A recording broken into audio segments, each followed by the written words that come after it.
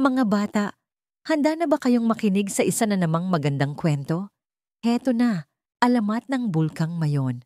Noong unang panahon, sa isang malawak at luntiang kaharian sa Bicol, may isang dalagang ubod ng ganda.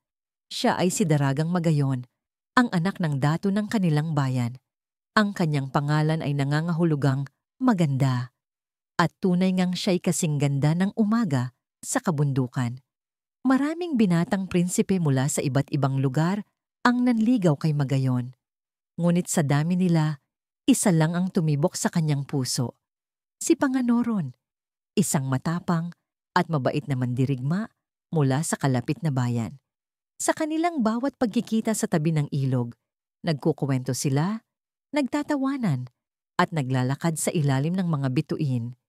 Ngunit hindi natuwa si Pagtuga, isang makapangyarihang pinuno na gusto ring mapangasawa si Magayon.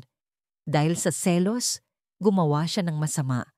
Dinakip niya ang ama ni Magayon at tinakot siyang kung hindi siya papayag magpakasal kay Pagtuga, ay papatayin niya ang dato. Sa takot at pagmamahal sa kanyang ama, pumayag si Magayon. Ngunit nang malaman ito ni Panganoron, agad siyang tumungo sa kaharian ni Pagtuga upang iligtas ang mahal niya. Isang matinding labanan ang naganap.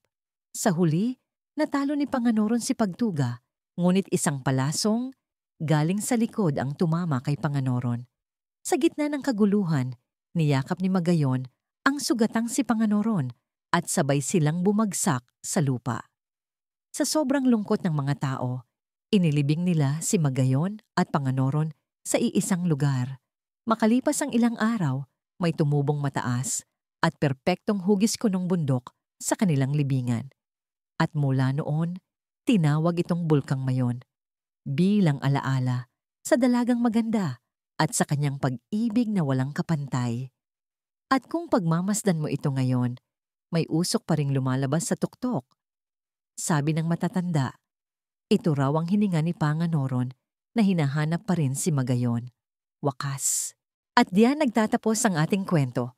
Kung nagustuhan mo ang alamat o kwentong bayan natin ngayon, huwag kalimutang i-like, mag-subscribe at i-click ang bell icon para lagi kang updated sa mga susunod nating kwento.